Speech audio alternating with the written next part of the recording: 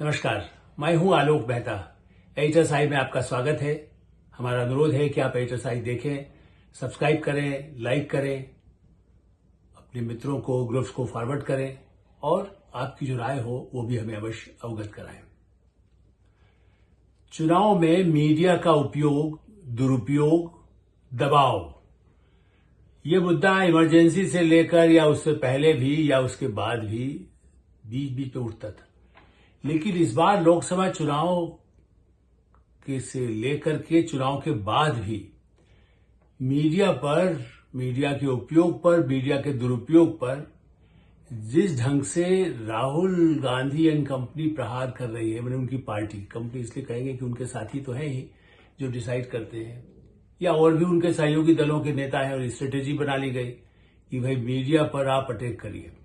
ठीक है, ये बात सही है कि सत्ता के साथ कांग्रेस के समय से तभी आता था कि सत्ता कांग्रेस के साथ है, अब तो भाजपा के साथ है। गोदी मीडिया कि Modi media, Congress media, Rahul media या अखिलेश मीडिया या पवार मीडिया। देखिए, इस दृष्टि से चुनाव में जो घमासान था, लेकिन उसके बाद जो एक दो घटनाएं सामने आई वो उत्तेजित नहीं, चिंता वाली बात है। खेमे में या अलग अलग, जब लोकतांत्रिक व्यवस्था है तो उस पर अलग राय हो सकती है। मीडिया में अपनी राय हो, वो बिकाऊ न हो, वो खरीदा हुआ न हो, इस बात के लिए तो मैं कोड ऑफ एथिक्स की बात मानता हूं। उसको होना माना चाहे, जो माने वही, कोड तो सबके लिए, राजनीतिक दलों के लिए भी है। अब उसमें जो माने वो अच्छा, गांधीवादी विचार वाले भी हैं, कुछ दूसरे विचार वाले भी हैं। उसी तरह से मीडिया में भी अलग विचार हो सकते हैं। लेकिन मीडिया पर जिस तरह से ऐसा प्रहार भी हुआ, जो कि एक वरिष्ठ संपादक रहे हैं वर्षों से, हम भी उनको जानते रहे, रजत शर्मा, जो मैंने पहले प्रिंट की पत्रकारिता में थे, आनलुकर जैसी पत्रिका, फ्री प्रेस जर्नल जो बड़ा उस समय का प्रतिष्ठित अखबार है, पत्रिकाएं तब कहीं तो थी ही नहीं, आउटलुक भी उस समय उस जमाने में नहीं होता था, तब से उसके पत्रकार रहे और भी पत्रिकाओं में उन्होंने लगातार काम किया। और एक अच्छे प्रिंट के बाद टीवी पत्रकारिता में आए। उनका प्रोग्राम आपकी अदालत कितना प्रसिद्ध हुआ, पहले अकेले, उसके बाद करते रहे। अब उन पर यह प्रहार कांग्रेस और उनकी प्रवक्ता की तरफ से हुआ, रागिनी नायक की तरफ से, कि उन्होंने चुनाव परिणामों के समय गाली दी। अब वो वीडियो को लेकर के हम उसकी पुष्टि मैं भी नहीं कर सकता, उन्होंने नहीं कहा, लेकिन हाँ, देख करके लगता नहीं कि ऐसी कोई सभ्य भाषा में गाली दी हो। जो भी पत्रकार, संपादक उनको जानते रहे हैं, राजनीति में जानते रहे हैं, कोई ये नहीं कह सकता कि रजत शर्मा ऐसी गाली कभी दे सकते हैं। बाहर भी नहीं देते हुए दिखाई दिए कभी। तो इसके बाद यदि चैनल पर जब लाइव और चुनाव के परिणाम आ रहे हों, और इसीलिए मैं भी कहूं, चूंकि मामला कानूनी पेज में आ गया है, इसलिए ही मैं इसकी चर्चा कर रहा हूं। सामान्यतः हमें मीडिया को लेकर के अपने साथी किसी भी बारे में या राजनीतिक दल जो आरोप प्रत्यारोप लगाते हैं, हम उसमें नहीं मैं पढ़ना चाहता। लेकिन अब चूंकि उन्होंने कानून नोटिस बाकायदा दिया है कांग्रेस पार्टी के, न केवल उन प्रवक्ता को बल्कि और भी नेता जयराम रमेश सहित, चूंकि जो मीडिया सेल के प्रमुख हैं, और भी उनके साथी हैं, सुप्रिया जिनका नाम है, वो भी विवाद में बीच में आई उनकी टिप्पणियों को लेकर के, और वो भी डिजिटल मीडिया के शायद वो इंचार्ज है जैसा उनके साथी बताते हैं लोग। तो ये मीडिया जो बटा हुआ, एकदम मोदी बनाम राहुल और मोदी बनाम या तो मीडिया, जो बिल्कुल सोशल मीडिया में तो और बड़े पैमाने पर है, ऐसा तो नहीं है। गुजरात का अखबार संदेश और गुजरात समाचार, प्रधानमंत्री नरेंद्र मोदी ने, मुख्यमंत्री ने तब भी इतनी आलोचना वो छापता रहा है, आज भी छापता है। टेलीग्राफ कलकत्ता का जो बड़ा प्रमुख अखबार है, स्टेट्स में लगभग बहुत ही कम रह गया एक जमाने में, और टेलीग्राफ वहां का बड़ा अखबार है, उसमें जितनी हेडलाइन छपती है, ऐसा तो नहीं है कि बहुत मोदी की तारीफ में छपती हो। ऐसे कितने ही उदाहरण हो सकते हैं देश में, लेकिन वो एक स्थापित है। लेकिन अब सोशल मीडिया आने के बाद ये संकट और बड़ा है, क्योंकि एक दूसरे के खिलाफ आरोप प्रत्यारोप मीडिया के लोग भी एक दूसरे पर लगा रहे हैं, ये भी चिंता का विषय है। और दूसरा, कानूनी कार्रवाई करना पड़े, चूंकि आप आरोप शर्मा पर लगा दिया कि गाली दी गई। ये गंभीर मुद्दा इसलिए है कि लगातार चुनाव अभियान में कांग्रेस ने रणनीति के तहत, या अपने संगठनों के साथियों से भी कहा, जो मैं जानता हूं, कि भाई आप जो भी पत्रकार आपसे असहमत हो या सवाल पूछे, उसको कहिए कि आप बिके हुए हैं। आप राहुल गांधी की कितनी ही टिप्पणियां, अपने संवाददाता जो बिल्कुल दूर रायबरेली अमेठी में कहीं हैं, उनको भी इस तरह से, जो उनके साथ 20-20 साल से कवर कर रहे थे, उन लोगों पर भी ऐसे आरोप लगा दिए, तुम्हारा मालिक कौन है, उसकी जाति कौन है। अब जाति से पत्रकार की पहचान, उसकी विचारों से पहचान, वही नेशनल हेराल्ड में चलापति राव नेहरू की आलोचना छपती थी, जो उनका कभी अखबार होता था जिसे अधिग्रहण कर लिया है राहुल गांधी की कंपनी ने। वो तो खैर नाम के लिए वो कंपनी बची है, जो कहना चाहिए कि अखबार एक अपने डिजिटल पर निकलता है या कुछ प्रिंट निकलता है। लेकिन ऐसी स्थिति में वो सबको, कितने ही लोग एक दूसरे के परस्पर आलोचक रहे हों, इंदिरा गांधी के युग से लेकर के और वाजपेयी के युग तक या मनमोहन सिंह तक, और कितने ही आलोचक रहे हों भाजपा के, अटल अडवाणी के समय से या लोहिया और कम्युनिस्टों के समय से भी यदि कहा जाए तो आलोचक सबके रहे हैं। तो उस समय भी माना जाता था, और इसलिए मैं चूंकि गवा रहा हूं कांग्रेस के लिए खास करके, जिसके लिए वो इतना लगातार हमला मीडिया पर करते हैं, ये शर्मनाक है। यदि उनसे कोई असहमत है और वो उनसे जो सहमत है उनकी चर्चा नहीं करते हैं, या सहमत है वो यदि असहमत भी हो तो उससे क्या हो सकता है। लेकिन जिस ढंग से एक घृणित प्रचार करें किसी जिम्मेदार चैनल के प्रधान संपादक को, और उसके बाद उसको भी करके उसके खिलाफ सोशल मीडिया में अभियान चले। अच्छा, सोशल मीडिया ने, मतलब मीडिया को तो जिम्मेदार कुछ हद तक है, जो भी मैं मानता हूं कि उसमें भाजपा, कांग्रेस, समाजवादी, ममता, तृणमूल कांग्रेस, लालू यादव, वर्षों से, चूंकि मैं 71 से दिल्ली में, सब जो मीडिया के उनके जो प्रमुख होते थे इन पार्टियों के भी या नेता भी कैसे मीडिया को प्रभावित करने का प्रयास करते हैं या उनके असहमतियों के साथ भी उनको स्वीकार करने की कोशिश करते देखता रहा हूं। और राइटर्स गिल्ड के अध्यक्ष नाते हम लोगों ने रिपोर्ट भी दिया है कि कैसे पेड न्यूज में गड़बड़ होता है। श्रीकांत वर्मा के समय में कांग्रेस की प्रवक्ता का प्रावधान शुरू हुआ, जो इंदिरा गांधी के बड़े करीबी थे, पत्रकार थे, दिनमान के लेखक भी बहुत प्रसिद्ध रहे।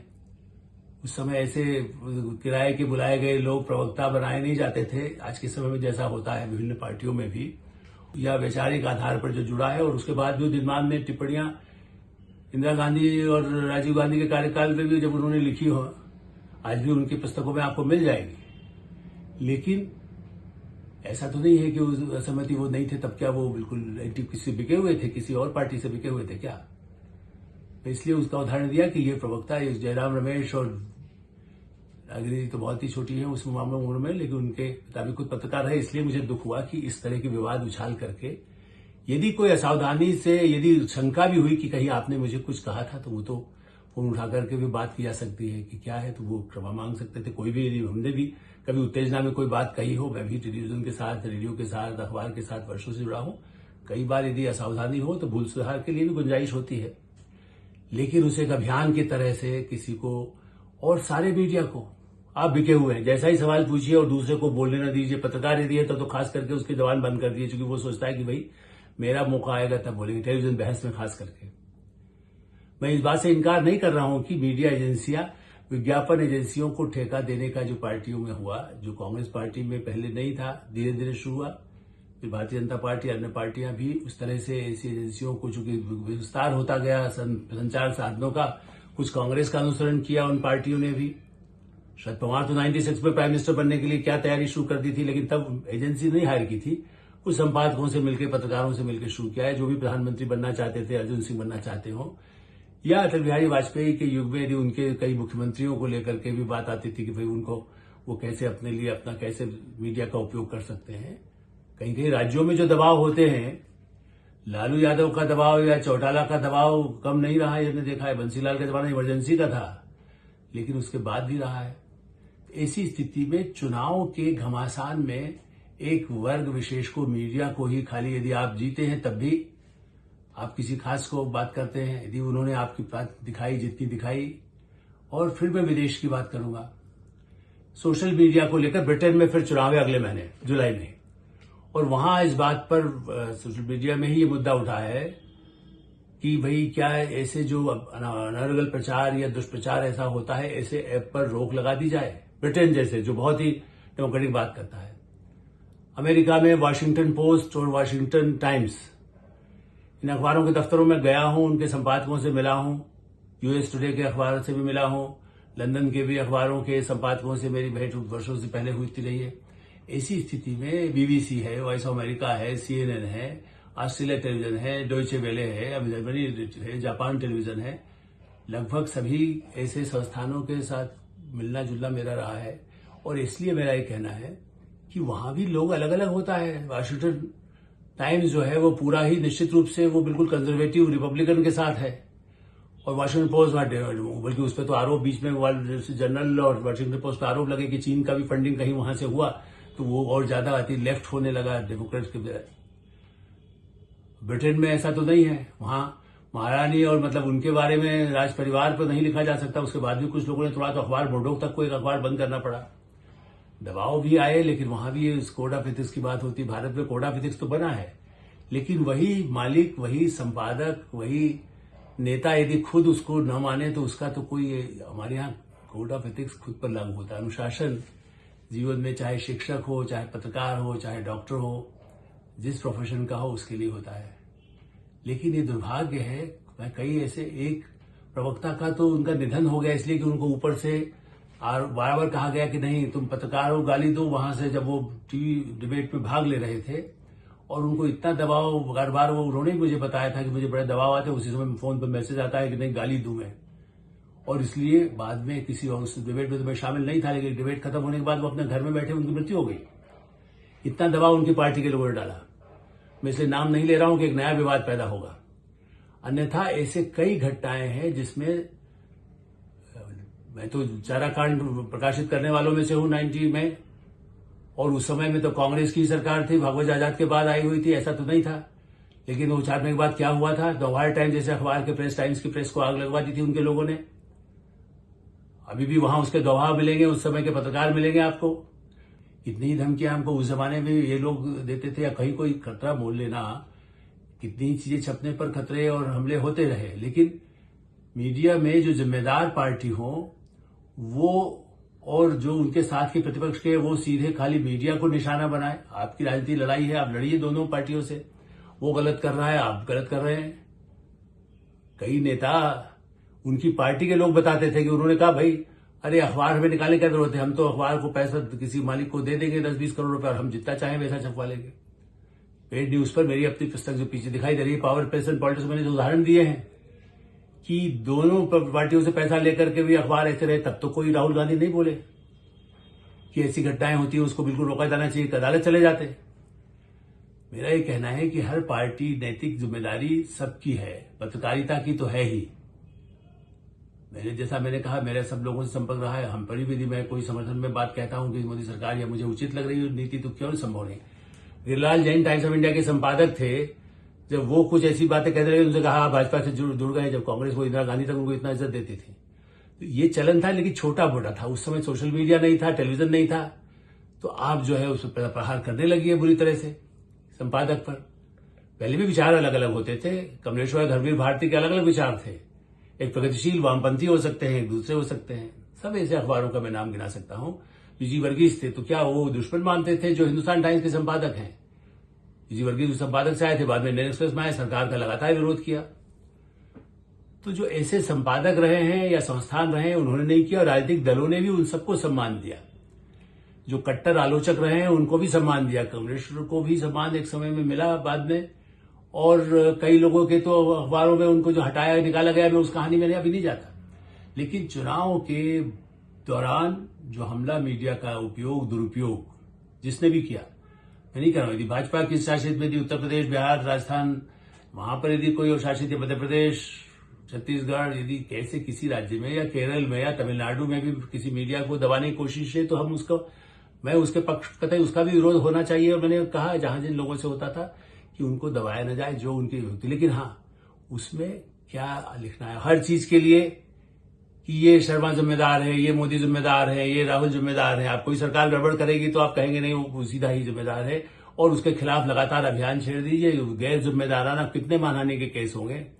राहुल गांधी तो खुद इतने मानहानि के केस में घूम रहे हैं, उनके खिलाफ हुआ, संसद तक में उस पर बात हुई, उनकी संस्था तक जाने की नौबत आ गई, और उसके बाद वो मामले चलते रहेंगे।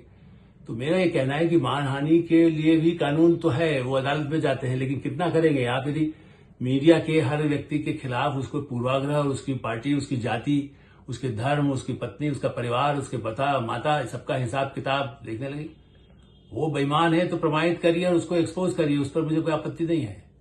लेकिन घृणित प्रचार और चरित्र हनन, महिला की उसको डिबेट में शामिल हो, महिला का देखिए महिला के साथ आपने ऐसा व्यवहार कर दिया है, किसी के साथ, पुरुष के साथ भी व्यवहार हुआ तो गलत है, महिला के साथ होना तो बहुत ही गलत है। लेकिन बहस डिबेट में ही वो ऐसे थे चीख चीख करके, जो प्रवक्ता हैं उन्होंने जिस तरह से दर्शकों को, शायद हो सकता है कि जैसे कहते हैं कि मुर्गा लड़ाई टाइप यदि देखने में मजा आता होगा, लेकिन धीरे धीरे उससे वो भी तंग आ जाते हैं। लेकिन सोशल मीडिया खतरनाक है, उससे गलतफहमियां पैदा होती हैं। मीडिया की विश्वसनीयता और राजनीति की विश्वसनीयता खत्म होने के बाद लोकतंत्र कैसा रहेगा, मेरी चिंता इस बात की है। आचार संहिता सब मनाए, अब मामला कानून का है, जो उसको माफी मांगे या कानून कहे कि नहीं हाँ इसी गाली दी थी तो वो क्षमा मांग सकते हैं। मैं ये मानता हूं कोई भी यदि मुझसे कोई ऐसा भाषा हुई हो या मैंने कोई गलती की है तो मुझे हमेशा रहा है कि मैं उसको, लेकिन मैं ऐसी कोशिश ही करता हूं कि ऐसी गलती न हो। तो इसलिए मेरा मानना है कि सब कोड ऑफ एथिक्स को माने, आचार संहिता को माने और लोकतंत्र को, मीडिया को इस तरह से बदनाम न करें। एटीएसआई में यही विराम देते हैं। आप एटीएसआई देखते रहें, सब्सक्राइब करें, लाइक करें और अपने मित्रों ग्रुप्स को फॉरवर्ड करें। धन्यवाद, नमस्कार।